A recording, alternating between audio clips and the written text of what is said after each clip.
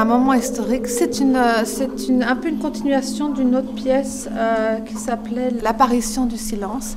Et je commençais à m'intéresser beaucoup à cette idée de perspective et de distance dans le son.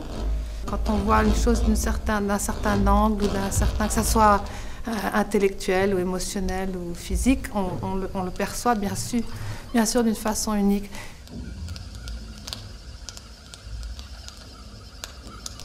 C'était aussi un peu une sorte d'hommage à un très bon ami.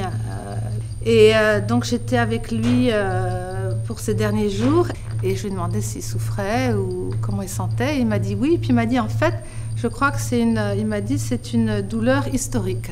Ça m'a fait beaucoup réfléchir à nouveau à ce côté vraiment unique de chaque moment.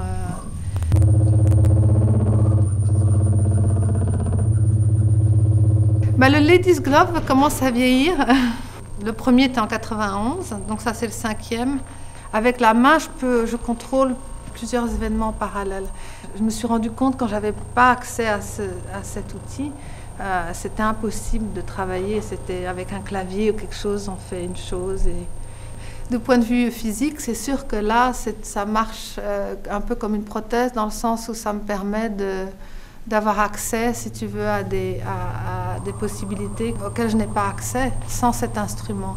Donc en fait, c'est sûr qu'un instrument qui force le corps soit à marcher d'une façon différente, soit à agir d'une façon différente, te permet du coup une imagination différente.